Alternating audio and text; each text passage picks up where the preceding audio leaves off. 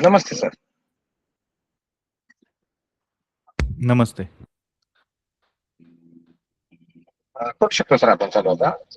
हा sir, chat box बंद करा sir please. Okay, chat box बंद करतो सर. चॅटिंग त्यांचं काही करतात. ऑडिओ वगैरे अपेक्षित आहे तुम्हाला काही? नाही, मला काहीच नकोय. ओके, करतो बंद सर. हा.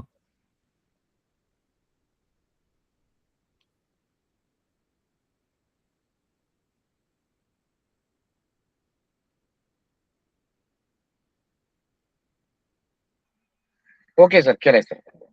हा, ओके.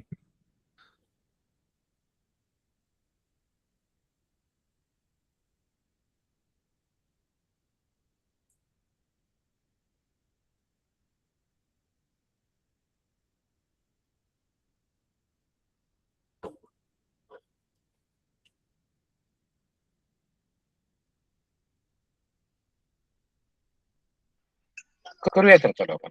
हो. हो.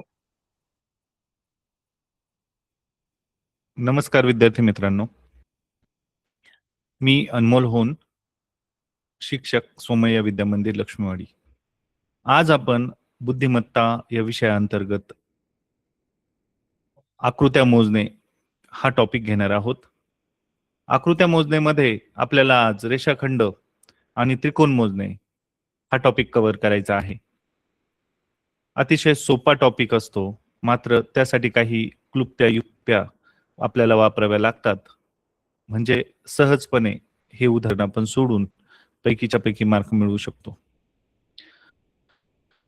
आपण पीपीटीच्या सहाय्यानं अगदी विस्तृतपणे सर्व टॉपिक शिकणार आहोत. तुम्ही व्यवस्थित लक्ष द्यायचं आहे आणि आवश्यक त्या नोट्स आपल्या वहीमध्ये करून घ्यायच्या आहेत.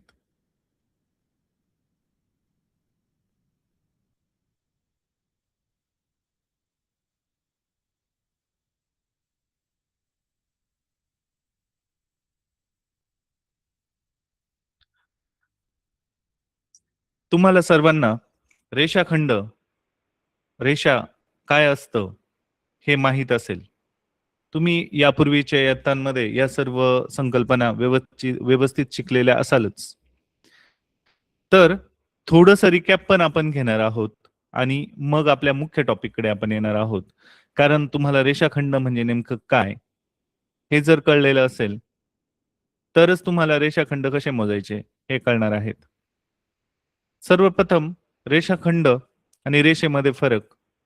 तर अनेक बिंदू एकमेकाला जोडून रेषा तयार होत असते हे आपल्याला माहित आहे. रेषा म्हणजेच लाईन, आणि त्या रेषेचा विशिष्ट भाग आपण जर घेतला तर त्याला आपण रेषाखंड म्हणतो. म्हणजे विशिष्ट बिंदूपासून विशिष्ट बिंदूपर्यंत. कारण तुम्हाला माहित आहे रेषा ही अमर्याद लांबीची असते. दोन्ही बाजूने त्याला बाणाने आपण ते दाखवतो, ॲरो हेड्स म्हणतो त्याला आपण. तर त्या ॲरो हेडच्या साहाय्याने आपण रेषा दाखवत असतो. मात्र रेषाखंड हे दोन बिंदूंच्या साहाय्याने दाखवलेले असतात. समोर तुम्हाला एक रेषाखंड दिसत आहे आणि त्यामध्ये वेगवेगळे बिंदू आहेत. बघा, हा रेषाखंड आहे ए बी आणि त्यामध्ये सी आणि डी हे दोन बिंदू आहेत. बिंदू म्हणजे काय ते तुम्हाला माहित असेल. जेव्हा आपण टोकदार पेन्सिल कागदावर टेकवतो तेव्हा जी आकृती त्या कागदावर तयार होते, एक छोटासा गोलही म्हणता येणार नाही, टोक टेकवल्यानंतर जी आकृती तयार होईल त्याला आपण बिंदू म्हणतो. तर इथे आपल्याला आता हे मोठे करून दाखवलेत कारण तुम्हाला त्यातलं वेगळेपण समजावं म्हणून.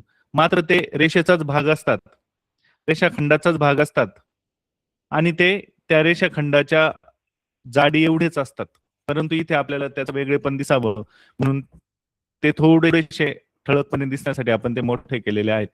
तर इथे ए, सी, डी आणि बी हे चार बिंदू आहेत.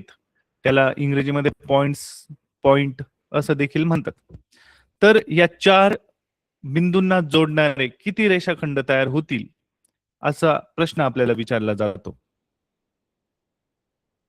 इथे आपण जर उघड्या डोळ्यांनी बघितलं तर तुम्हाला दिसेल की इथे तर स्पष्टपणे AC दिसतोय, CD दिसतोय, DB दिसतोय.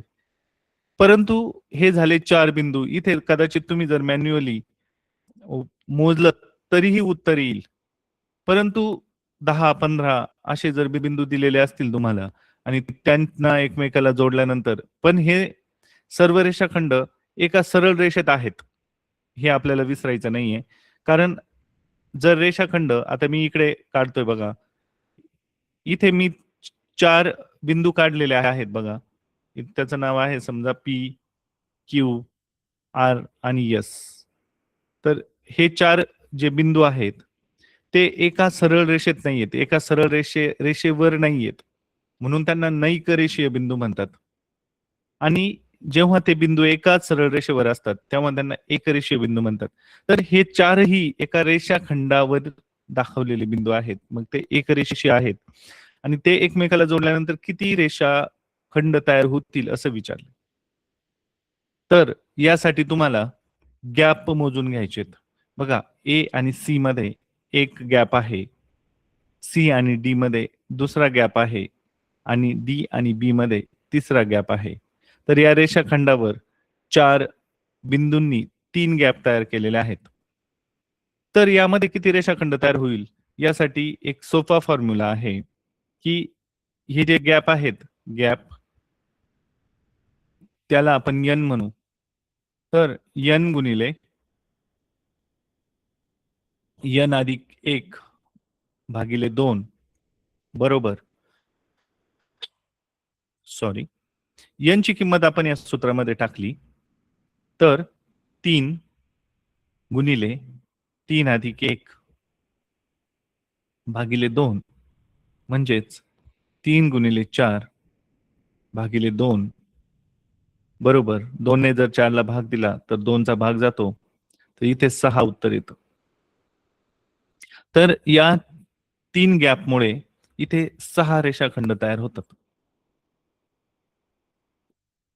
तुम्ही आणखी पण शिकलेला असाल की याला 1 प्लस 2 अधिक 3 यांची तिघांची बेरीज करायची. 1 आणि 2 3, 3 आणि 3 6 याचं पण उत्तर 6च येतं. पण ही मॅन्युअली बेरीज करणं जर मोठी संख्या असेल तर पॉसिबल होत नाही, शक्य होत नाही. म्हणून इथे हा फॉर्म्युला वापरायचा असतो. हा फॉर्म्युला सोपा आहे. जी शेवटची संख्या आहे ती घ्यायची. तिच्या पुढचा म्हणजे नेक्स्ट नंबर घ्यायचा आणि त्याला 2 ने भागायचं. आता इथे 2 पैकी एक तरी इवन नंबर असणार आहे, समसंख्या असणार आहे. त्यामुळे 2 चा भाग तिला जाणार आहे. बेदुने 4 आणि मग तुमचं उत्तर 6 इथे तुम्हाला मिळणार आहे. अशा पद्धतीने हे एक्झाम्पल सोडवलं तर अगदी 10-15 सेकंदात तुम्हाला उत्तर मिळणार आहे. इथे तीच आकृती दिलेली आहे. फक्त मी तुम्हाला जे बिंदू आहेत मधले ते लाल दाखवलेले आहेत तुम्हाला स्पष्टपणे समजावं म्हणून. अशा पद्धतीने आता मी रिवाइज करतो की तुम्हाला इथे गॅप मोजून घ्यायचे आहेत. 1, 2, 3 आणि 4. मगाशी गॅप 3 होते. इथे आता तुम्हाला गॅप 4 झालेले आहेत. मग इथे येणार आहे तुमचा 4 आणि तुमचा जो फॉर्म्युला आहे n into n plus 1 upon 2 हा फॉर्म्युला यूज करायचा आहे. मग तो येणार 4 गुणिले 5 भागिले 2. मी मगाशी सांगितल्याप्रमाणे दोन्हींपैकी एक संख्या येतेच. कारण आपण दिलेली संख्या आणि त्याच्या पुढची संख्या घेत असतो. तुम्हाला माहित आहे की जेव्हा आपण क्रमवार संख्या लिहितो तेव्हा एकाड एक समसंख्या येतात. सम विषम सम विषम अशा पद्धतीने येत असतात. इथे पण 2 चा भाग जाईल. बेदुने 4 मग 5 गुणिले 2 बरोबर 10 उत्तर येईल. यामध्ये आपण म्हणू शकणार मग की 10 रेषाखंड आहेत. पुढे जाऊयात. आता तुम्ही स्वतः मी तुम्हाला 1 मिनिटांचा वेळ देतो आहे आणि मी तुम्हाला गॅप पण मोजून देणार आहे. तुम्हाला फक्त उत्तर काढायचंय. इथे 1, 2, 3, 4, 5, 6, 7 आणि 8. इथे यांची किंमत आहे 8.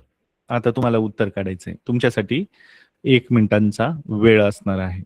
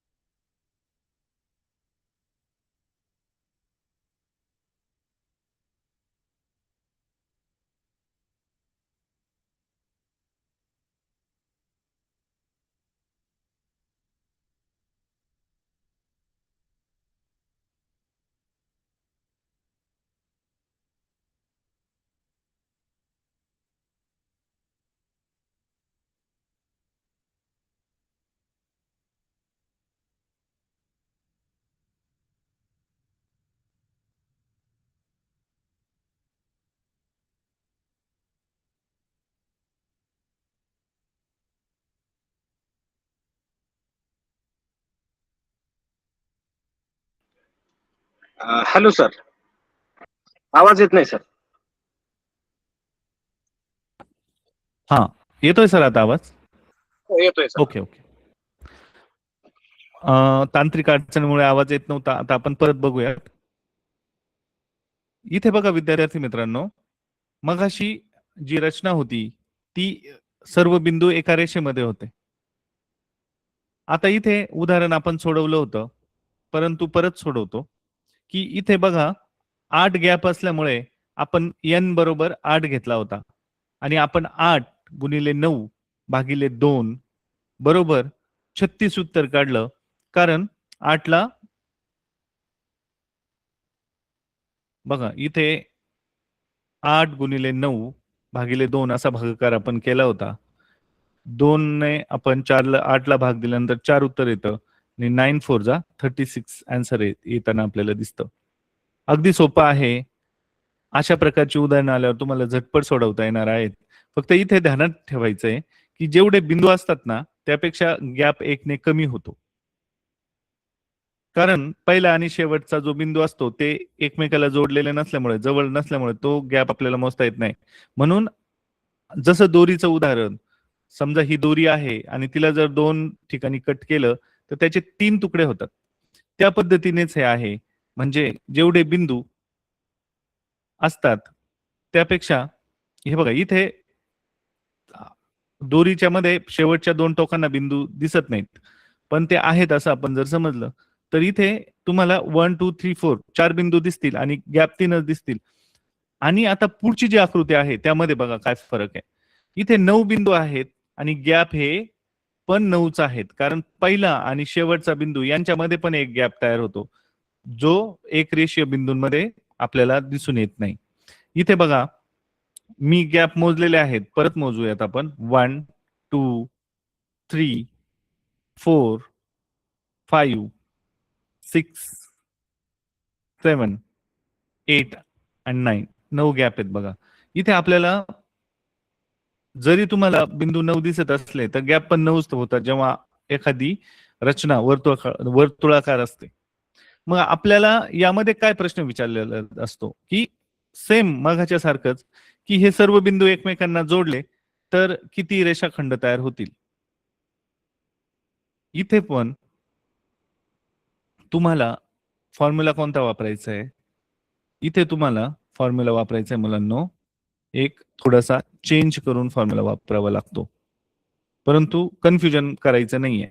आता फॉर एक्झाम्पल बघा मुलांनो, जर 3 मुलं एकमेकाच्या शेजारी उभे आहेत आणि त्यांना एकमेकाशी हँडशेक करायला सांगितलं, तर हा ए नावाचा मुलगा बी नावाच्या मुलाशी हँडशेक करेल. बी नावाचा मुलगा सी नावाच्या मुलाशी हँडशेक करेल. म्हणजे इथे एक हँडशेक झाला, इथे दुसरा हँडशेक झाला आणि ए नावाचा मुलगा सी नावाच्या मुलाशी हँडशेक करेल. इथे तिसरा हँडशेक झाला. बघा ए बी शी करेल, बी सी शी करेल आणि ए हा सी शी करेल. बघा ए चा बी बरोबर पण झाला, ए चा सी बरोबर पण झाला, सी चा बी बरोबर पण झाला. मग आता उलट त्यांनी एकमेकाशी ए ने बी शी हँडशेक केलं काय आणि बी ने ए शी हँडशेक केलं काय, तो एकच. त्या पद्धतीने इथे आपल्याला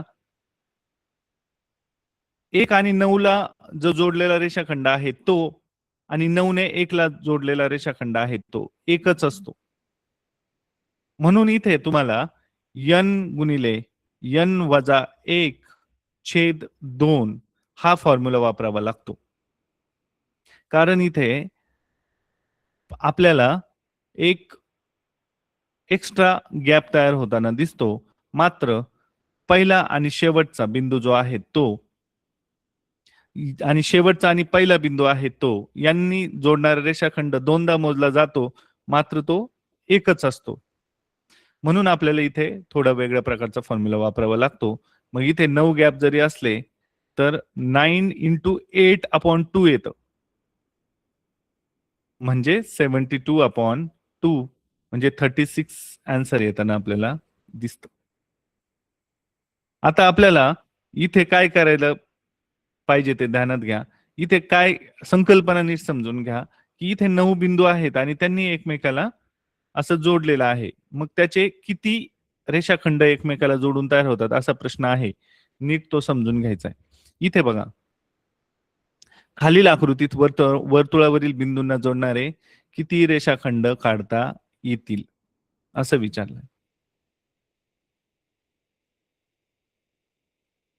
इथे सरळ दिसतंय तुम्हाला, बिंदू किती आहेत? 1 2 3 आणि 4. 4 बिंदू आहेत, गॅप पण 4 आहेत बघा, 1 2 3 आणि 4. इथे तुम्हाला n इज इक्वल टू 4 मिळणार आहे. मग आता तुम्हाला n इंटू n प्लस 1 चा फॉर्म्युला न वापरता n इंटू n मायनस 1 चा फॉर्म्युला वापरायचा आहे आणि उदाहरण सोडवायचं आहे. इथे जो हा कर्व आहे तो रेषाखंड नाहीये, त्याला कंस म्हणतात. म्हणजे जरी तुम्हाला इथे ए बिंदू आणि बी बिंदू एकमेकांना जोडलेला दिसला वर्तुळाकार कडीने, तर त्याला रेषाखंड म्हणत नाही. रेषाखंड हा सरळ असतो, म्हणजेच एकरेषीय बिंदूंनी जोडलेला असतो. हे ध्यानात घ्यायचंय. आपल्याला अशा पद्धतीने उदाहरण आलं की फक्त थोडासा चेंज करून तुम्हाला इथे लिहायचंय. इथे n into n minus 1 upon 2 हा फॉर्म्युला वापरायचा आहे. आणि हँडशेकचं उदाहरण सेम याच टाईपचं असतं. तिथे पण तुम्हाला n into n plus 1 upon 2 formula वापरायचा नसतो, तर n into n minus 1 upon 2 हा फॉर्म्युला वापरायचा असतो.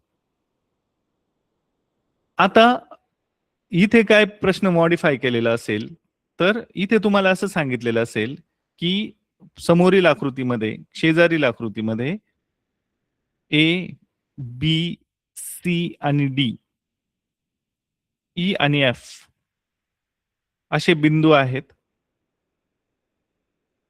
तर या आकृतीमध्ये आणखी किती रेषाखंड काढता येतील? आणखी किती विचारलेला प्रश्न असतो. आणखी हा शब्द महत्वाचा आहे. आणखी. आणखी का दिलाय? तर आणखी दिलंय कारण इथे आणखी आधीच एक रेषाखंड काढून ठेवलेला आहे. तुम्हाला आता याच्यामध्ये काय करायचंय, फक्त सर्व काढायचे तर याच्यामधून 1 मायनस करायचं. आता किती आले? हा एफ हा 6 नंबर आहे, म्हणजे इथे 6च गॅप आहेत.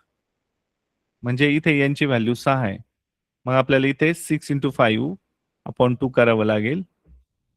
मग 6 इंटू 5 अपॉन 2 म्हटल्यावर 2 ने 3 ला भाग जातो. 5 त्रिक 15 उत्तर आलं. परंतु इथे एक अगोदरच रेषाखंड काढून ठेवलेला आहे, त्यामुळे तुम्हाला इथे 14 उत्तर लिहावं लागेल. इथे एक छोटीशी ट्रिक, गुगली म्हणतात त्याला, ती वापरलेली आहे. तुमचं उत्तर जर तुम्ही व्यवस्थित निरीक्षण केलं नाही तर चुकणार. या गोष्टीकडे तुम्ही व्यवस्थित लक्ष द्यायचंय. सेम टाईपचा क्वेश्चन आहे. इथे अगोदर काढलेले 2 रेषाखंड तुम्हाला दिसत आहेत, त्यामुळे आता तुम्हाला थोडंसं व्यवस्थित निरीक्षण करून बिंदू मोजून, गॅप मोजून उत्तर काढायचंय, जसं मी तुम्हाला आता सांगितलंय. तर तुम्हाला काही अडचण येणार नाही. तुम्हाला आता इथे बिंदू मोजून घ्या. 1 2 3 4 5 6 7.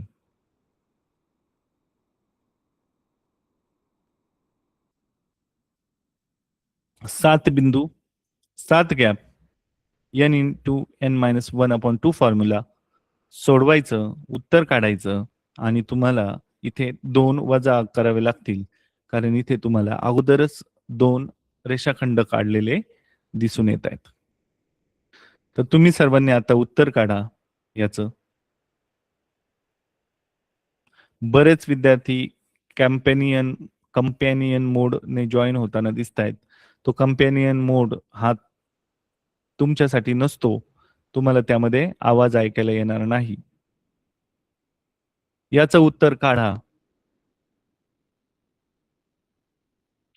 आता पुढे समोर एक आकृती दिसते. अशा पद्धतीचं किंवा अगोदरच काही आकृत्या दाखवलेल्या असतील, अगोदरच काही रेषाखंड काढलेले असतील, अशा 2 प्रकारचे प्रश्न तुम्हाला विचारले जाऊ शकतात. फक्त सरळ एकरेषीय बिंदू दिलेले असतील आणि हे नैकरेषीय बिंदू दिलेले असतील, वर्तुळाकार कडीवरती जर बिंदू दिलेले असतील, त्यामध्ये एकच फरक असतो की तिथे n ची व्हॅल्यू वेगळी असते आणि इथे n ची व्हॅल्यू वेगळी असते. म्हणून आपल्याला फॉर्म्युलामध्ये थोडासा चेंज करायचा असतो. तिथे तुम्हाला n into n plus 1/2 formula वापरायचा असतो आणि इथे n into n minus 1/2 formula वापरायचा असतो. आता आपण त्रिकोण मोजणे या घटकाकडे वळणार आहोत. वरती आपण रेषाखंड मोजणे हा घटक पाहिला. तर त्रिकोण मोजणे सोपं असतं. आता तुम्हाला जो मी फॉर्म्युला शिकवलाय ना, n इंटू n प्लस 1/2 म्हणजेच n गुणिले n अधिक 1 भागिले 2 हा फॉर्म्युला तुम्हाला आकृत्या मोजणे यामध्ये जास्तीत जास्त ठिकाणी वापरायचा आहे. आता इथे काय करायचं? इथे तुम्हाला त्रिकोणाचे कोनाचे घटक माहित असतील. इथे तुम्हाला 3 रेज दिसतायत. या 3 रेजने 2 कोन तयार केलेले आहेत. आपल्याला कोन मोजणे हा घटक आता नीट बघायचा आहे. यानंतरचा घटक त्रिकोण मोजणे असणार आहे. तो त्यासाठी पण हाच फॉर्म्युला वापरलेला असतो. रेषाखंड मोजण्यासाठी हाच फॉर्म्युला वापरलेला असतो जर बिंदू एक रेषीय असतील तर. त्यामुळे हा फॉर्म्युला तुम्ही मास्टर केलात की आकृत्या मोजणे हा घटक तुम्हाला अगदी सोपा जाणार आहे. इथे तुम्हाला गॅप मोजायचे जसे आपण मगाशी मोजले तसे. इथे पण तुम्हाला 2 गॅप दिसतायत. तर इथे n ची व्हॅल्यू 2 येणार आहे. मग आपण ही व्हॅल्यू ह्या फॉर्म्युल्यामध्ये टाकली, या सूत्रामध्ये टाकली की तुम्हाला अगदी सहजपणे उत्तर मिळणार. 2 गुणिले 3 भागिले 2. इथे 2 ला 2 कट झाला. उत्तर 3 येतं. मग यामध्ये किती कोण आहेत? तर 3 कोण आहेत. कोणते? बघा हा एक जो दाखवलाय तो एक, हा 2 दाखवलाय तो दुसरा आणि 1 आणि 2 मिळून एक आहे तो तिसरा. म्हणजे तुम्हाला इथे 3 परंतु आपण इथे 2च कोन असल्यामुळे छोटी आकृती असल्यामुळे तुम्ही मॅन्युअली हे मोजू शकता. मात्र जेव्हा फारच मोठी आकृती येते, गुंतागुंतीची आकृती येते, तेव्हा आपल्याला मॅन्युअली मोजणं शक्य होत नाही. म्हणून हा आपल्याला फॉर्म्युला लक्षात ठेवायचा आहे. आता इथे पुन्हा काय करणार आहोत आपण? गॅप मोजणार आहोत. 1, 2, 3. मग आपल्याला इथे n ची व्हॅल्यू येणार आहे 3. मग n ची व्हॅल्यू आपण n गुणिले n अधिक 1 भागिले 2 या सूत्रामध्ये टाकणार आहोत आणि 3 गुणिले 4 भागिले 2 बरोबर 2 ने 4 ला भाग दिला 2 चा 3 दुने 6 उत्तर आपलं 6 येणार आहे. अगदी सोपं आहे. हा फॉर्म्युला मास्टर केलात की तुम्ही यावरती विजय मिळवलाच असं समजा. मोजा. तुमच्यासाठी 1 मिनिटांचा वेळ असणार आहे. वाटल्यास मी तुमच्यासाठी गॅप मोजून देतो. 1, 2, 3, 4 अँड 5. इथे 5 गॅप आहेत. तुम्हाला उत्तर काढायचंय. मग मी उत्तर काढल्यानंतर ते तुम्हाला टॅली करायचंय. पुढील आकृतीमध्ये एकूण किती कोन आहेत असा प्रश्न आहे.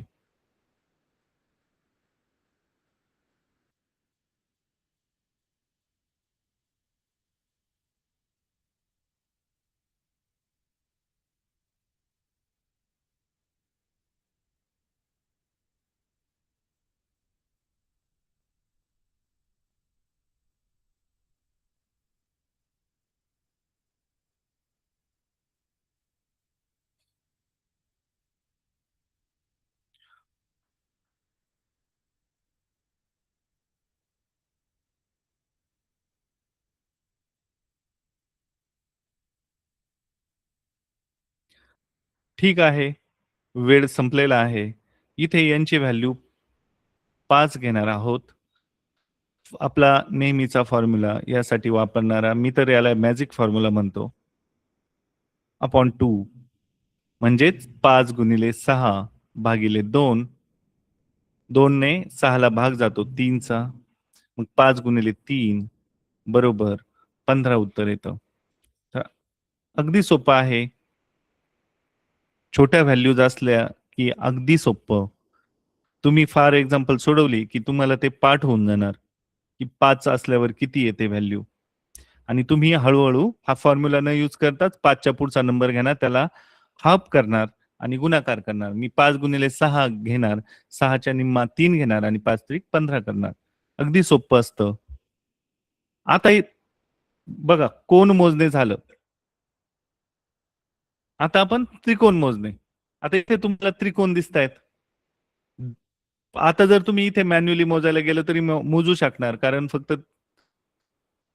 छोटीशी आकृती आहे. इथे मी दोन गॅप लिहिले बघा, 1 आणि 2. इथे पण तुम्हाला यांची व्हॅल्यू 2 लिहायची आहे. आपला फॉर्म्युला 2 गुणिले 3 भागिले 2, 2 ला 2 गेला. यामध्ये पण 3 त्रिकोण आहेत. आता तुम्हाला त्रिकोण म्हणजे काय हे माहित आहे असं मी गृहीत धरतोय, कारण त्रिकोणाचे घटक तुम्हाला माहित असायला हवे.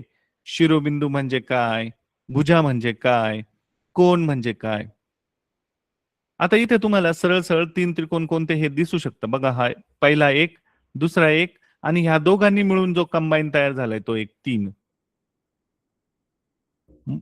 इथे पुन्हा आपण काय करणार, त्याच पद्धतीने आपण गॅप मोजणार आहोत.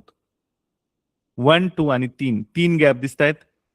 या 3 गॅप मुळे आपल्याला यांची व्हॅल्यू काय मिळणार आहे, 3 मिळणार आहे. आणि आपण आपला n into n plus 1/2 formula वापरणार. 3 गुणिले 4 भागिले 2 बरोबर. इथे 2 ने 4 ला भागलं, उत्तर 2 आलं.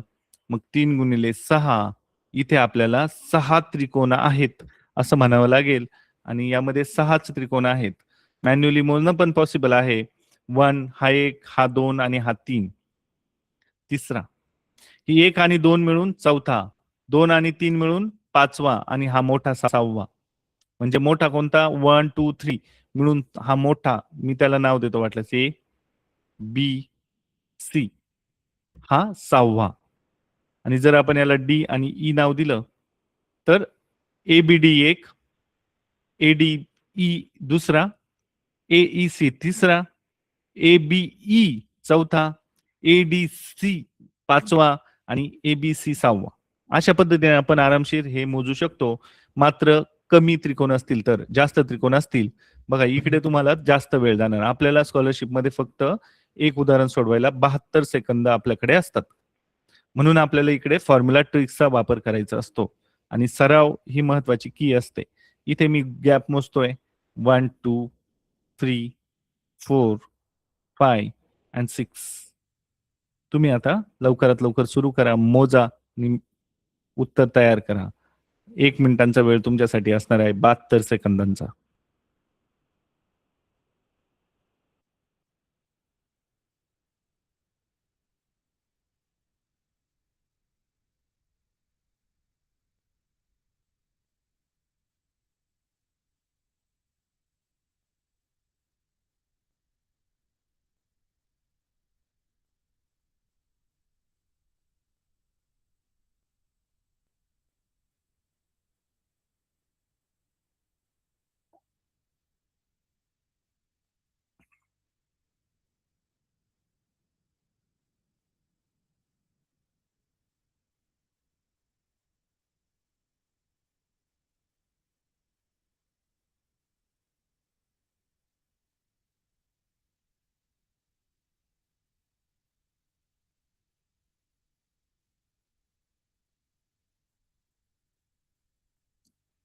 चला, वेळ संपलेला आहे. इथे n ची व्हॅल्यू 6 आहे. मग आपल्या फॉर्म्युलानुसार 6 × 7/2, 6 ला 2 ने भागलं, उत्तर 3 येतं. आता 3 गुणिले 7 चा गुणाकार करावा लागेल, उत्तर 21 येईल. अगदी सोपं आहे. तुम्ही जास्त सराव कराल तर तुम्हाला खूप कमी वेळ लागेल सोडवण्यासाठी. आता इथे काय केले बघा, इथे मगाचाच त्रिकोण आहे 6 गॅपवाला, फक्त याच्यामध्ये मध्ये 2 आडव्या रेषा मारल्यात. त्यामुळे काय झालंय की 3 मजले तयार झालेत असं समजा. घराचे जसे 3 मजले असतात तसं. अशा वेळेस काय करायचं, अशा वेळेस आपल्याला फ्लोअरचे 6 त्रिकोण आपण घेतले. इथे पण सेम कार्यपद्धती आपल्याला वापरायची आहे, सेम टेक्निक वापरायची आहे. आणि इथे पण सेम टेक्निक आपल्याला वापरायची आहे. आता तोच फॉर्म्युला 3 ठिकाणी वापरताना उत्तर तेच येणार. त्यामुळे आपण फक्त एकदाच तो फॉर्म्युला वापरू आणि गुणिले 3 करूयात. आपण मगाशीच उत्तर काढलंय 6 गुणिले 7 भागिले 2 बरोबर 7 त्रिक 21. 21 हे खालच्या फ्लोअरला आले. इथे पण 21 येणार आणि वरती पण 21 येणार, म्हणजे 63 आन्सर येणार आपलं.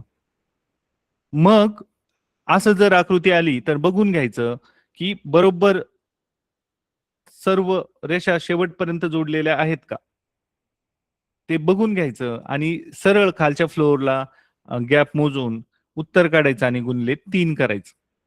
तुम्हाला उत्तर आरामात मिळून जाईल.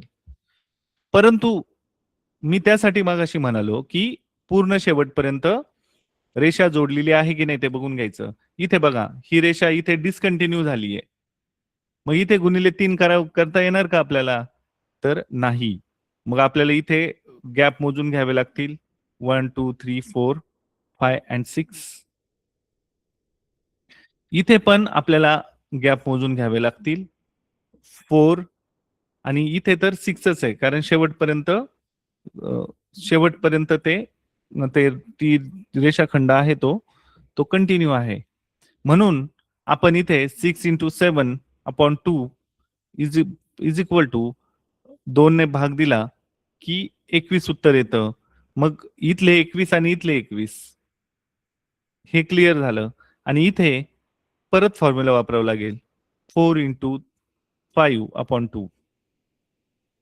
2 ने भाग दिल्यानंतर 10 आन्सर येणार, म्हणजेच 21 21 अँड 10 म्हणजे 52 आन्सर येणार इकडे. अशा पद्धतीने व्यवस्थित गणित सोडवायचंय. आणि शिष्यवृत्ती असू देत किंवा कोणतीही मोठी परीक्षा असू देत, निरीक्षण महत्वाचं असतं आणि उत्तर कम्प्लिटली वाचणं आणि आकृतीचं पूर्ण निरीक्षण करणं हे गरजेचं असतं. तरच आपल्याला उत्तर बरोबर मिळतं. आणि म्हणजे आपल्याला कधी कधी येत असून पण आपल्याकडून जर आपलं योग्य निरीक्षण नसेल, आपल्याकडून चुका होतात. इकडे बघा, दोनही वरच्या रेषा कंप्लीट शेवटपर्यंत नाही येत. तर इथे काय करणार? तर तुम्हाला मी आता 2 मिनिटांचा वेळ देणार आहे, कारण थोडंसं एक्झाम्पल कॉम्प्लिकेटेड आहे. 7:44 झालेत, 7:46 पर्यंत तुम्हाला टाइम आहे. उत्तर काढायचे सर्वांनी.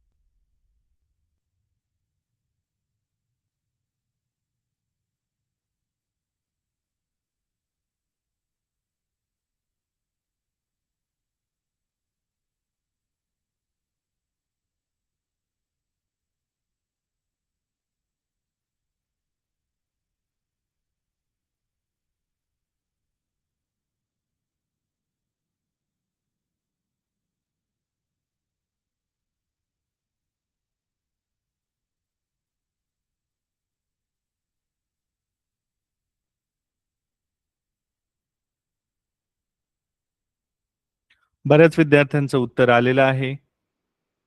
जेव्हा आपल्या मागे घड्याळ टिक-टिक करत असतं ना, म्हणजे आपल्याला जेव्हा टाइम लिमिट दिलेलं असतं ना, तेव्हा आपल्यावर एक्स्ट्रा बर्डन येत असतं आणि त्याचाच सराव करणं गरजेचं असतं. आपण घरात आरामशीर बसलेलो असतो, तेव्हा कोणतंही उत्तर आपल्याला सहजपणे सोडवता येतं.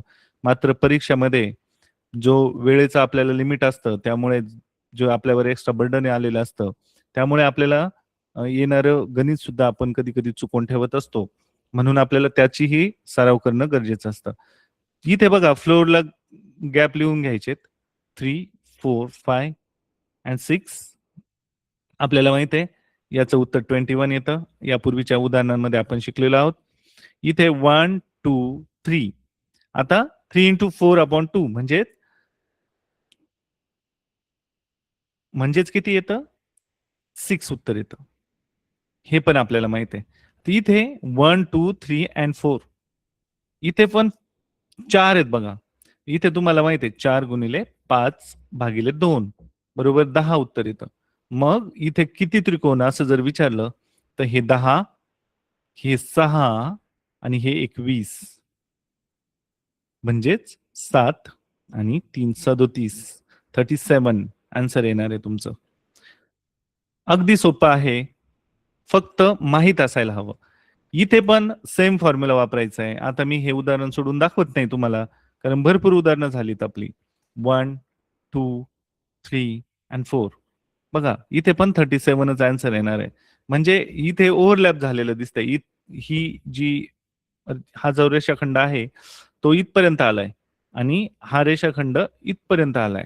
त्याने काही फरक पडत नाही. कारण हा त्रिकोण हा वेगळा त्रिकोण आहे इथपर्यंतचा आणि पूर्ण पुढे आल्यानंतर होणारा त्रिकोण वेगळा आहे आणि शेवटपर्यंत खाली आल्यावर होणारा त्रिकोण वेगळा आहे. आरामात उत्तर हे सोडवता येणार आहे मुलांना तुम्हाला. फक्त सराव गरजेचा आहे. ऐन वेळेला आपल्याकडून चुका होऊ शकतात. तर या टाईपचं उदाहरण आल्यावर काय करायचं? इथे काय दिसतंय तुम्हाला? एक चौरस दिसतोय. तर एक्झॅक्टली चौरसच आहे हे आपण म्हणू शकत नाही. कारण आपल्याला तसे चिन्ह दिलेले नाहीयेत की चारही बाजू समान आहेत. तुम्ही त्याला चौरस म्हणा, चौकोन म्हणा. तर त्याच्यामध्ये त्यांचे डायगोनल्स जोडलेले आहेत. कर्ण जोडलेले आहेत बघा इकडे. आता तुम्हाला कर्ण म्हणजे काय? बाजू म्हणजे काय? चौरसाचे गुणधर्म, चौकोनाचे गुणधर्म हे सर्व माहित आहे. आणि इथे हे जे डायगोनल्स आहेत ते एकमेकाला इथे इंटरसेक्ट करतात किंवा छेदतात. त्यामुळे इकडे 1, 2, 3 आणि 4 गॅप तयार होताना आपल्याला दिसतात. मग यामध्ये कोणती ट्रिक वापरायची की यामध्ये किती त्रिकोण आहेत असं विचारलं तर काय उत्तर द्यायचं? सोपं असतं मुलांनो. जर तुम्हाला एखादा चौकोन दिसला आणि त्याचे डायगोनल्स म्हणजे कर्ण जोडलेले दिसले तर तुम्हाला त्याचे गॅप मोजून घ्यायचे. मी जसे आता लिहून घेतले तसे आणि शेवटचा जो मोठा नंबर येईल त्याला दुप्पट करायचे 8. मग या आकृतीमध्ये 8च त्रिकोण असणार. सोपा फॉर्म्युला आहे. तुम्हाला गॅप मोजून घ्यायचे. जो सगळ्यात मोठा आकडा आहे त्याला गुणले 2 करायचे. इथे बघा सेम टाईप काय केलंय? डायगोनल प्लस ही जी बाजू आहे तिचे मध्यबिंदू समोरासमोरच्या रेषांचे मध्यबिंदू पण जोडलेले आहेत. म्हणजे डायगोनल्स प्लस समोरासमोरील बाजूंचे मध्यबिंदू जोडलेले आहेत. तर अशा वेळेस काय करायचं? इथे ही सेम फॉर्म्युला गॅप मोजून घ्या. 1, 2, 3, 4, 5, 6, 7 आणि 8 आणि शेवटचा जो आकडा आहे 8 त्याला दुप्पट करायचं त्याचा 16. यामध्ये 16 त्रिकोण असणार आहे. अगदी सोपं आहे. बघितल्या बघितल्या उत्तर येईल. फक्त तुम्हाला गॅप मोजावे लागतील. आता इथे काय केलंय? इथे सर्व आहे आपण मगाशी बघितल्याप्रमाणे सर्व बाजूंचे मध्यबिंदू जोडलेत. एक डायगोनल कंप्लीट आहे पण एक डायगोनल हाफच आहे इथपर्यंत आलाय. काही फरक पडत नाही. इथे सुद्धा सेम प्रोसेस करायची तुम्हाला. गॅप मोजून घ्यायचे. शेवटचा आकडा गुणिले 2 बरोबर 14. याचं उत्तर 14 येणार आहे.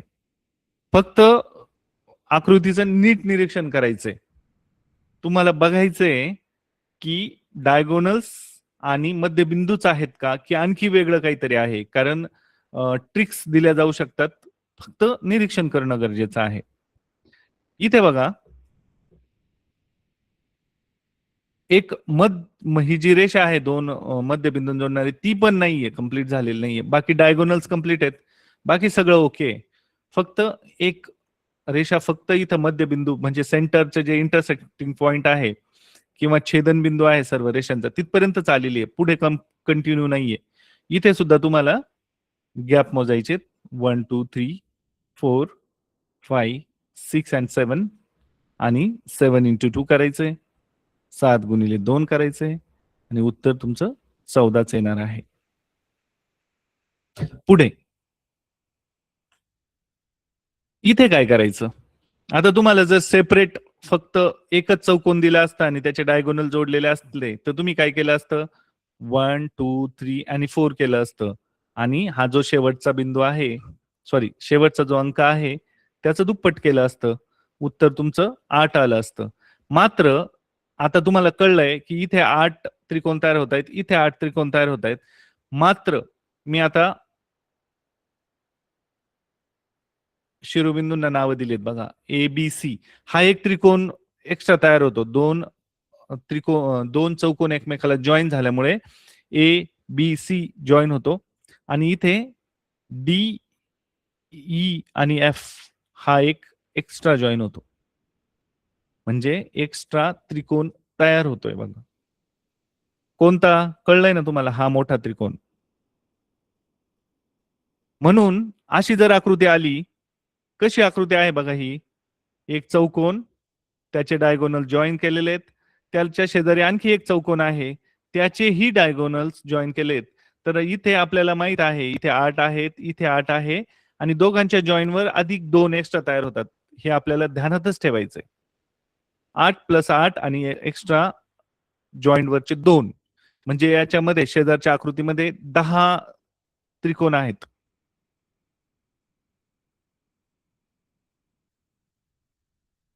आपण यावरचा सराव नंतर घेणार एकत्रित आकृत्यांचा. आता मी फक्त तुम्हाला वेगवेगळ्या आकृत्या कशा येतात आणि ते कसे मोजायचे हे सांगतोय. आता समोर काय केलंय मुलांनो? त्रिकोणामध्ये त्रिकोण आहेत. तुम्हाला त्रिकोणामध्ये त्रिकोण मोजायचे. बघा इथे गॅप बघा 1 2 3 4 4 त्रिकोण दिसत आहेत आणि हा मोठा एक 5. तर अशी आकृती आली ना की सरळ सरळ यामध्ये 5 त्रिकोण असतात. हे तुम्हाला पाठच करावं लागेल. इथे तुम्हाला कोणते हे कळलंय. बघा पहिला एक, दुसरा एक, तिसरा, चौथा आणि हा मोठा 5वा बाहेरचा. अशा आकृतीत 5 त्रिकोण असतात. हे तुम्हाला लक्षात ठेवायचंय. यामध्ये कोणतीही ट्रिक नाही. अशा आकृतीत 5 असतात. आता बघा इथे काय केलंय? थोडासा फरक केलाय त्यांनी.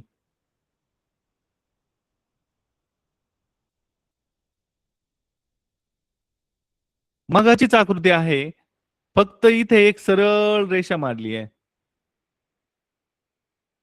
ह्या त्रिकोणाचा शिरोबिंदूवरचा आणि समोरची जी भुजा आहे त्याला जॉईन करणारी एक सेगमेंट काढली आहे, रेषाखंड काढलाय. त्यामुळे काय झालं? 5 तर अगोदरचे तुम्हाला माहित आहेत. कोणते 5? हे 5. फक्त त्यांनी काय केलंय? इथून एक रेषाखंड काढलाय इथपर्यंत. त्यामुळे काय झालं बघा, हा जो त्रिकोण होता त्याच्यामध्ये 2 त्रिकोण एक्स्ट्रा तयार झालेत आणि इथे पण 1 आणि 2 एक्स्ट्रा तयार झालेत. म्हणजे अगोदरचे 5 आणि आता ह्या रेषाखंडामुळे आणखी तयार झालेले 4 असे 9 त्रिकोण या शेजारच्या आकृतीमध्ये तयार झालेले आपल्याला दिसतात. जर आणखी एक रेषाखंड काढला असता त्यांनी असा, तरी ही नवीन आकृती तयार होणार. म्हणून तुम्हाला बेसिक एकदा समजलं तर त्यामध्ये त्यांनी काही मॉडिफाय करू देत, नवीन नवीन रचना करू देत, तर त्यामुळे काय होईल हे आपल्याला सहजपणे ओळखता यायला हवं. आता बघा समोर काय दिसतंय. आता तुम्हाला माहित आहे या प्रकारच्या आकृतीत 5 असतात. 1 2 3 4 आणि 5 आणि खालचा एक 6वा तयार झालाय. पण या 6व्यामुळे आणखी काही एक्स्ट्रा ऍड झालंय का ह्या वरच्या 5 मध्ये? तर नीट निरीक्षण केलं तर आपल्याला लक्षात येतं की त्रिकोण तर नाही झालाय, पण मोठा एक चौकोन तयार झालाय. पण आपल्याला चौकोन मोजायलाच सांगितलेले नाहीयेत, त्रिकोणच मोजायला सांगितलेत. म्हणून या शेजारच्या आकृतीत 6 त्रिकोण आहेत असं आपण म्हणणार. आता बघा काय केलंय त्यांनी. मगाचीच आकृती 6 वाली हीच आकृती फक्त इथून या बिंदूपासून या शिरोबिंदूपर्यंत जोडणारी एक रेषा त्यांनी ऍड केली आहे इकडे. मग आपल्याला माहित होतं की हे 5 होते, इथे 1 होता, तर त्याचे 3 झाले. आपल्याला माहित आहे ना यामध्ये 3 असतात म्हणून. या प्रकारच्या आकृतीत 3 असतात. 1 2 आणि हा मोठा 3. म्हणजे हे 5 आणि हे 3 असे एक्स्ट्रा त्रिकोण आपल्याला ऍड होताना दिसतात. म्हणजे या शेजारच्या आकृतीमध्ये 8 त्रिकोण आहेत असं आपण म्हणणार. इथे बघा काय केलंय. मगाचीच आकृती होती, ही स्ट्रेट लाईन सरळ शेवटपर्यंत कंटिन्यू केली आहे त्यांनी. इथे बघा, इथे इथपर्यंतच होती ना, इथपर्यंत ती कंटिन्यू केली शेवटपर्यंत. म्हणजे आपल्याला हे अगोदरचे इथले 5, इथले 3 हे माहित होतं. आणखी कोणते ऍड झालेत 1 2 1 2 आणि बघा हे 5 हे 3 8 झाले का? आणि हे 4 8 आणि 4 12 आणि हा एक मोठा 13 बघा कोणता, मी त्याला नाव देतो ए बी सी 13 आणि ए डी सी 14. 12 आणि 2 14 त्रिकोण यामध्ये तयार होतात. मग इथे होत होतं का? तसं नव्हतं, कारण ती लाईन कंटिन्यू नव्हती. म्हणून यामध्ये 14 त्रिकोण तयार होतात. आता हे वरती तुम्हाला 13 दिसत असेल ते अगोदरच्या कॉपी पेस्ट मुळे तिथे आलंय तसं. कोणते होतात ते परत बघूयात आपण. बघा हे 1 2 3 4 5 6 हे तर माहित आहेत आपल्याला. हे सगळे अगोदरचे 5 माहित आहेत बेसिक फिगर मधले. हे 3 माहित आहेत आपल्याला, 5 आणि 3 8. मग हे 8 झाले की इकडे 2 एक्स्ट्रा तयार झालेत, इथे 2 एक्स्ट्रा तयार झालेत आणि इकडे पण एक्स्ट्रा 2 2 2 तयार झालेत मोठे, ए बी सी आणि ए सी डी. अशा पद्धतीने तुम्हाला लक्षपूर्वक मोजायचंय. ही तर परीक्षेला आलेली आकृती बघा मुलांना. या फिगर मध्ये 5, या फिगर मध्ये एकच, या फिगर मध्ये 1 2 3 3 इंटू 4/2 इज इक्वल टू 6. म्हणजे 5 1 आणि 6. मोठं एखादा जॉईन होऊन होतोय का रे तयार? नाही होते. म्हणून आपल्याला इथे 6 आणि 6 12च त्रिकोण तयार होताना दिसतात. आता या टाईपची आकृती खूप वेळा येते आणि या टाईपच्या आकृतीचे उत्तर काढण्यासाठी तुम्हाला ट्रायंग्युलर नंबर माहित असायला हवे. त्रिकोणी संख्या.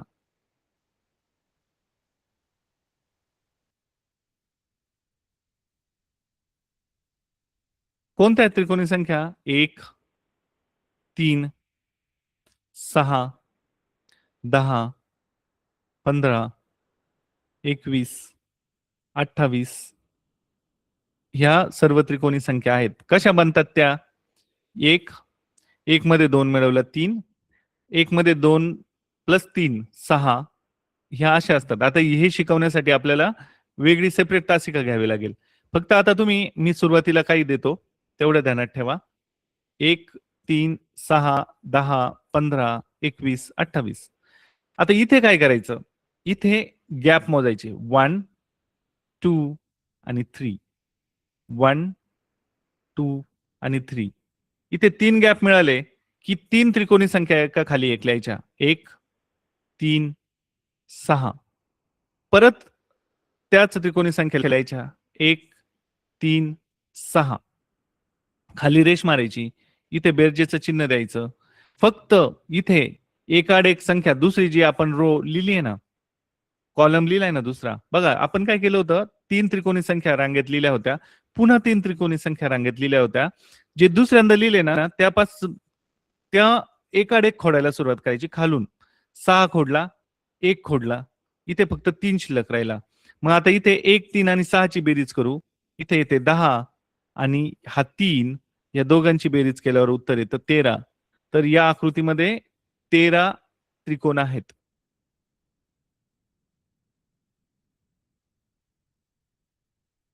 परत सांगतो, गॅप मोजायचे 1 2 3.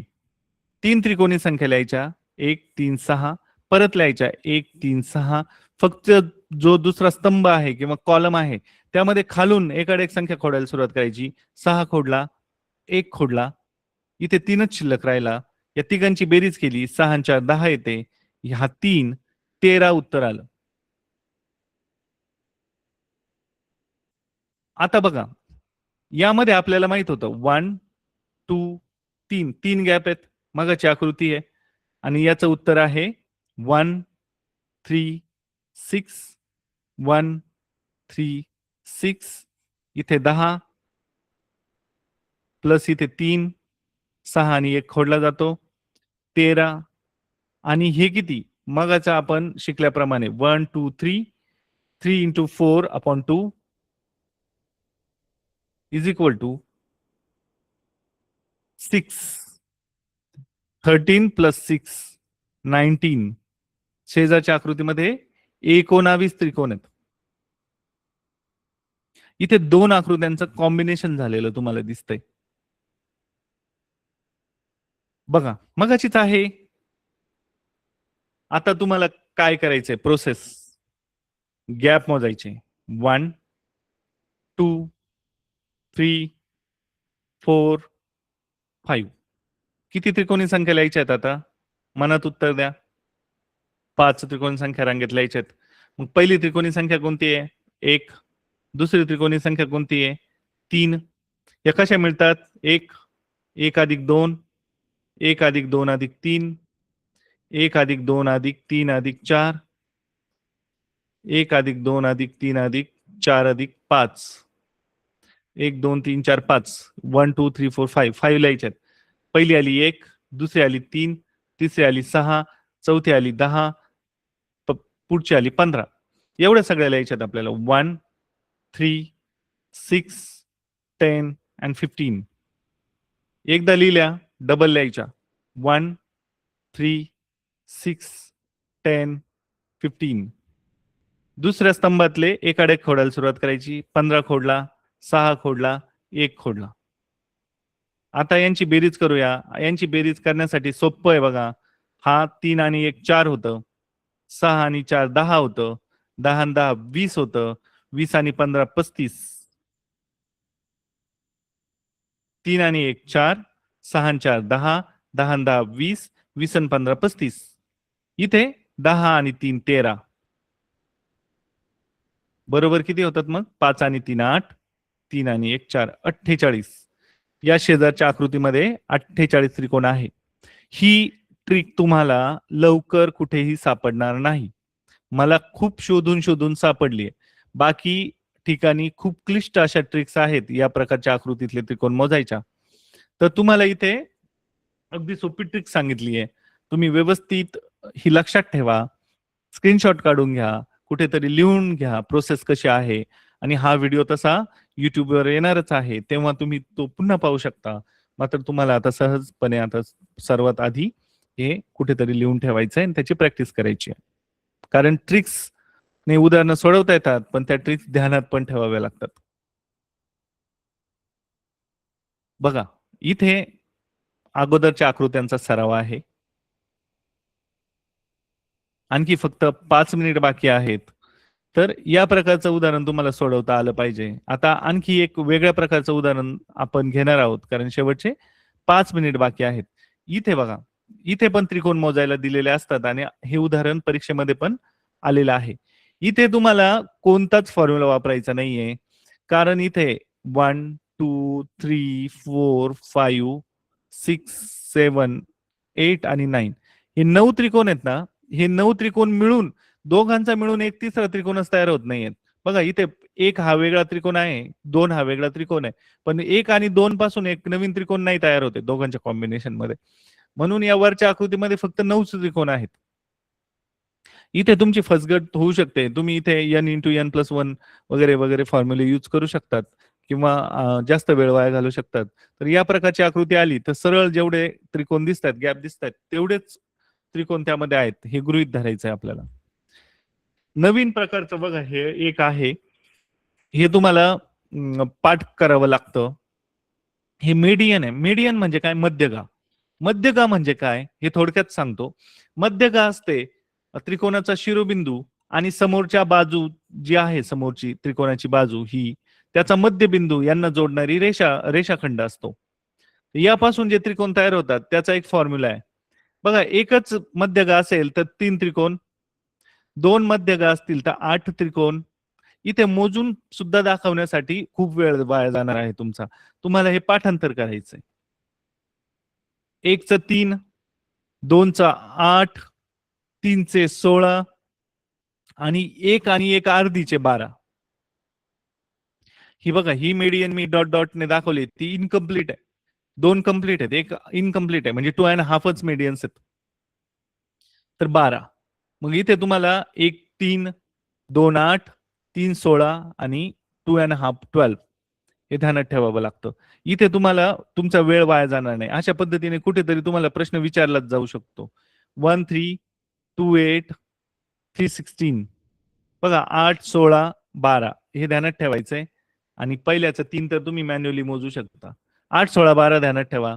2 च्या 16, 3 च्या 2 च्या 8, 3 च्या 16 आणि 2.5 च्या 12 ट्रायंगल्स तयार होतात.